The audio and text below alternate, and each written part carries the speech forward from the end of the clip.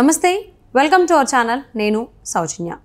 X వేదికగా కేటీఆర్ గారు YouTube channels పైన ఫైర్ అయ్యారు. ఒక రకంగా చూసుకున్నట్లయితే వార్నింగ్ ఇచ్చినట్టే అర్థమవుతోంది ఆ పోస్ట్ చూసుకున్నట్లయితే. మరి అంశానికి సంబంధించి మనతో మాట్లాడడానికి, వారి విశ్లేషణని మనతో పంచుకోవడానికి ఈరోజు మనతో పాటు ఉన్నారు TDP spokesperson doctor A S Rao గారు ఉన్నారు. వారితో మాట్లాడదాం. నమస్తే అండి. అంటే ఎక్స్ వేదికగా కేటీఆర్ గారు ఒక పోస్ట్ పెట్టడం జరిగింది. దాని సారాంశం ఏంటి అని చూసుకున్నట్లయితే యూట్యూబ్ ఛానల్స్ని బ్యాన్ చేయాలి అని అన్నట్టుగా. అంటే యూట్యూబ్ ఛానల్స్లో కొన్ని ఛానల్స్ అసభ్యకరమైన పోస్టులు పెడుతోంది అనడం, అంటే తప్పుడు ప్రచారాలను చేస్తోంది మా పైన, అది మా పార్టీకి దెబ్బతీస్తోంది అన్నట్టుగా ఆయన కామెంట్ చేశారు. సో కానీ ఛానల్స్ పేరెంట్ అనేది చెప్పలేదు ఆయన ఎందుకు అసలు యూట్యూబ్ ఛానల్స్ పైన ఆపించాలి, అయితే పరువు నష్టం దావా వేయాలి అన్నంత దాకా ఎందుకు ఆలోచిస్తున్నారు? ఇప్పుడు దొంగ అంటే కోపం వస్తుంది కదా. వస్తుంది. దొంగ మొన్నదాకా 10 సంవత్సరాలు దొంగతనం చేసుకుంటూ దోపిడీలు చేసుకుంటూ దొరలాగా తిరిగారనమాట. ఇప్పుడు ఆ దొంగతనాలు బయటకు వచ్చినాయి. వచ్చిన తర్వాత ప్రజలందరూ సమాజం అంతా కూడా అరే నువ్వు దొంగవరాబాయి, నువ్వు దొంగతనం చేసినావని ప్రతి కోణంలో ప్రతి ప్రాంతాలలో మీరు దొంగతనాలు చేశారు. సో ఎక్కడికి వెళ్ళినా ప్రజలు ఇవి దొంగతనం మీరు చేశారని చెప్పి సాక్ష్యాధారాలతో సహా ఇది చూపిస్తుండ్రు. ఎక్కడ పోయినా సాక్ష్యాలు బయటకు వస్తున్నాయి. సాక్ష్యాలు బయటకు వస్తుంటే ఈ యొక్క ఎక్కడ రావాలా, మీడియా ద్వారా సాక్ష్యాలు ఇంకా బయటకు వస్తుంటాయి. వీళ్ళు గత 10 సంవత్సరాల నుంచి వీళ్ళు చేసినటువంటి దొంగతనాలు దోపిడీలన్నీ కూడా బయటికి రాకుండా ఈ యొక్క శాటిలైట్ మీడియాని మొత్తం, ఈ మీడియా రంగాన్ని మొత్తం వీళ్ళు దోచుకున్న డబ్బుతోటి కొనేసి వీళ్ళే యాజమాన్యంగా మారారు. ఇప్పుడు టీవీ9 కానివ్వండి, ఇంకా హెచ్ఎం టీవీ కానివ్వండి, 10 టీవీ కానివ్వండి, ఇలాంటి టీవీలు పొద్దున్న లేస్తే, ముఖ్యంగా ఒక టీ న్యూస్ పొద్దున్న లేస్తే వీళ్ళ డబ్బా కొట్టుకోవడం తప్ప ఒక మీడియా సంస్థకు ఉన్నటువంటి బాధ్యతను ఎప్పుడో విస్మరించారు వాళ్ళు. ఏది ప్రజలకు చూపించాలా, ఏది చూపించకూడదు, ఏదనేది ఆ యొక్క బాధ్యత విస్మరించారు. వీళ్ళు ఏమనుకున్నారంటే మొత్తం మ్యాక్సిమం మీడియా అంతా మా చేతుల్లోనే ఉంది, మేము చెప్పిందే బయటకు వస్తుంది, మేము దాచింది దాగిపోతుంది అని చెప్పేసి వీళ్ళు ఇన్ని రోజులు ప్రయత్నించారు, అది నడిచింది. కానీ వీళ్ళు అధికారం కోల్పోయిన తర్వాత ఇప్పుడు అధికారంలో వేరే వాళ్ళు ఉన్నారు. ఇప్పుడు యూట్యూబ్లో ఏమంటే, ఇప్పుడు యూట్యూబ్లకు గతంలో ఉన్నటువంటి ప్రభుత్వంలో వీళ్ళు 10 సంవత్సరాలు పరిపాలించినప్పుడు ఏదైనా కానీ శాటిలైట్ మీడియా ద్వారా బయటికి రానప్పుడు ఏమైపోయింది, యూట్యూబ్ మీడియా నుంచి బయటకు వచ్చేది. కొంతమంది యూట్యూబ్ మీడియాగా నిజం మొత్తం నిక్కసిగా బయట చూపించడం జరిగింది. ఎవరు నిజం బయటికి చూపిస్తే వీళ్ళు చేసినటువంటి అరాచకాలు, దొంగతనాలు, దోపిడీలు బయటికి తీసుకొస్తే, వెలుగులోకి తీసుకొస్తే వాళ్ళని తీసుకుపోవడం.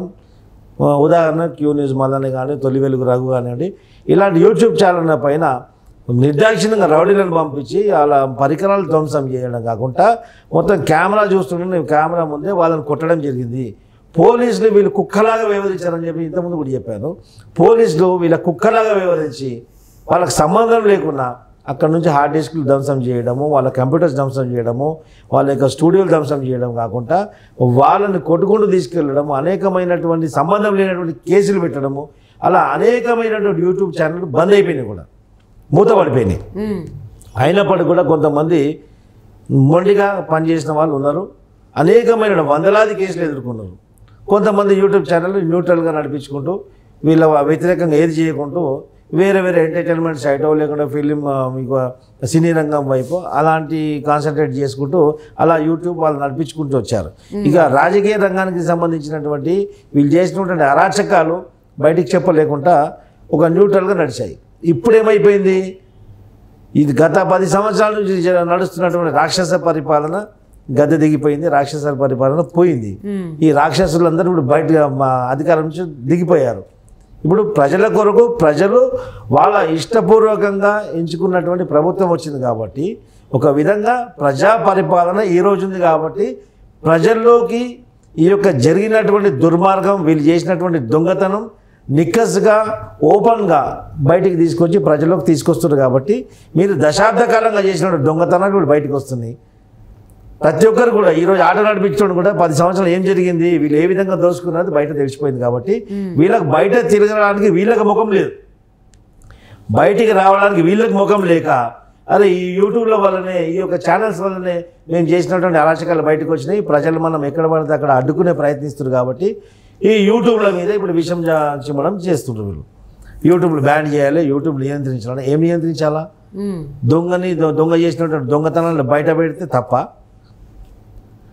సరే, కొన్ని యూట్యూబ్ ఛానళ్ళు నీ మీద నువ్వు దొంగవు, నువ్వు చేసినట్టు దొంగతనాలు సాక్ష్యాధారాలతో సహా నువ్వు చూపిస్తారు కదా, అది తప్పంటే నువ్వు కోర్టుకు వెళ్ళు రాదురా భయ్. ఎందుకు కోర్టుకు వెళ్ళు? ఇగో నేను చేయలేదు, దొంగతనం చేయలేదు, నన్ను దొంగ అంటారు, నా మీద ఇట్లా నెపం నెట్టుతారు అని చెప్పి చెయ్యి. అది ఎవరు చేస్తుండ్రు? గత దశాబ్దం కాలంగా నువ్వు ఇక్కడ దొంగతనాలు చేస్తున్నావు, అక్కడ 5 సంవత్సరాల నుంచి ఇంకోటి చేస్తున్నావు, ఇక్కడ దొంగ లంగా ఇద్దరు కలిసి చేస్తుండ్రు. అక్కడ యూట్యూబ్ ఛానల్ని ఏ విధంగా వాడుకుంటుండ్రు? జగన్మోహన్ రెడ్డి ట్రోల్ చేయడము, తెలుగుదేశం పార్టీ నాయకులని, ప్రతిపక్ష నాయకులని ఇష్టం వచ్చినట్టు అసత్యాలు మొత్తం ఒక చిత్రీకరించి అసత్యాలు ప్రచారం చేస్తుండ్రు. అయినప్పటికీ కూడా అది ప్రజలకు పోవట్లేదు. సోషల్ మీడియా, అక్కడ వైసీపీకి సంబంధించిన సోషల్ మీడియా ఏ విధంగా ప్రచారాలు చేస్తున్నారు? మొత్తం అబద్ధాలు చెప్తున్నారు. ఒక సభలో 1,00,000 మంది వస్తే దాంట్లో 100 మంది వచ్చినట్టు ఖాళీ కుర్చీలు ఆడించి అలా మార్ఫింగ్ చేయించి ఎడిటింగ్ చేయించి మీరు చూపిస్తున్నారు. వచ్చింది 100 మంది అయితే 1,00,000 మంది వచ్చారని. 1,00,000 మంది వస్తే 100 మంది ప్రతిపక్షాలు, వాళ్ళ దగ్గర 100 మంది వస్తే 1,00,000 మంది వచ్చినట్టు యాడింగ్ చేసి ఎడిటింగ్ చేసి వాళ్ళంతా చూపిస్తున్నారు. దీనిపైన తెలుగుదేశం పార్టీ నాయకులు కొందరు మాట్లాడారు, కోటంరెడ్డి లాంటి వాళ్ళు మాట్లాడారు. ఇది మీడియా ఈ విధంగా మీడియాని దుష్ప్రచారం చేస్తుండ్రు, మీడియాని ఈ విధంగా దుర్వినియోగం చేస్తుండ్రు. ఒక పారదర్శకతంగా, ఒక ట్రాన్స్పరెంట్గా నడిపే ఒక మీడియా రంగాన్ని ఈ విధంగా ఒక మిస్యూజ్ చేస్తున్నారని చెప్పేసి అక్కడ తెలుగుదేశం నాయకులు అక్కడ చెప్పారు. ఇక్కడ వచ్చేసరికి మీకు బయట తిరిగే ముఖం లేక యూట్యూబ్లో బదలాం చేసే విధంగా మీరు మాట్లాడుతున్నారు.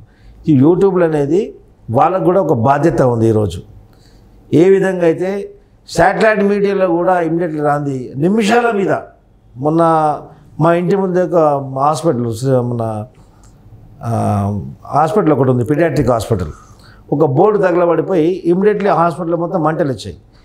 మేము చూస్తుండగానే, మేము బిల్డింగ్ పైన ఎక్కి చూస్తున్నాం కానీ ఇంకా మేము చూసి మీకు కిందికి కూడా రాలేదు. అంతలోపే ఈ యూట్యూబ్స్ల వల్ల, కొన్ని యూట్యూబ్ ఛానల్ వల్ల వెళ్ళిపోయి కొంతమంది మాకు పోస్టులు పెట్టడం జరిగింది. అరే మీరు అక్కడే ఉంటారు కదా, ఇట్లా ఫైర్ యాక్సిడెంట్ అయినది కానీ. అంటే ఎంత స్పీడ్గా ప్రజల్లోకి వార్తలు కానీ ఏ విషయమైనా కానీ ప్రజల్లోకి వెళ్తున్నాయంటే ఇది హర్షించదగిన విషయం. మీ మస్ట్ అప్రిషియేట్ యూట్యూబ్స్. నిజాన్ని మనం స్వీకరించాలి. నువ్వు తప్పు చేయకపోతే వాళ్ళు అసత్య ప్రచారం చేస్తున్నప్పుడైతే ప్రజాస్వామ్యంలో ఇక్కడ చట్టం ఉంది, దాని మీద సాక్ష్యాధారాలు ఉంటాయి కదా, సాక్ష్యాధారాలు నా మీద నేను చేయని తప్పు, వీళ్ళు ఇలా దుష్ప్రచారాలు చేయనప్పుడు నువ్వు వెళ్ళు కోర్టుకు వెళ్ళు, కేసులు వేయి. ఎందుకు భయపడుతున్నావు? నువ్వు తప్పు చేయనప్పుడు నీకెందుకు భయం? నీ తప్పులు వెతికి చూపించారు కాబట్టి, నువ్వు దోచుకున్నది, దొంగతనాలు చేసింది, అరాచకాలు బయటకు చూపించారు కాబట్టి ప్రతిరోజు నువ్వు, నీ చెల్లె, మా బావ అందరు కలిసి దోచినట్టు దొరికినట్టు దోచుకురు కదా, చెయ్యరాని నేరాలు కూడా చేశారు కదా. ఇది ప్రజల్లోకి వెళ్తుంది. అది మీకు సిగ్గుతోటి ముఖం చెల్లక ఈరోజు యూట్యూబ్ మీద బదలాం చేయడం జరుగుతుంది. యూట్యూబ్లో ఈరోజు ఉండడం వల్లనే ప్రతి విషయం కూడా సెకండ్స్లలో, నిమిషాలలో ప్రజలకు చేరుతుంది. అవును. మరి కేటీఆర్ గారు చేసినటువంటి పోస్ట్ ఏదైతే ఉందో, మరి అది ఫర్దర్ స్టెప్ ఏ విధంగా తీసుకుంటారని, మరి యూట్యూబ్ ఛానల్స్ని బ్యాన్ చేయిస్తారా మరి ఏంటని చూద్దామండి. And thank you so much for spending your valuable time. YouTube ఛానల్ని బ్యాన్ చేయడం చాలా దూరం. రాష్ట్ర ప్రజలు కల్వకుంట్ల కుటుంబాన్ని బ్యాన్ చేయబోతున్నారు. Thank you so much for spending your valuable time with us.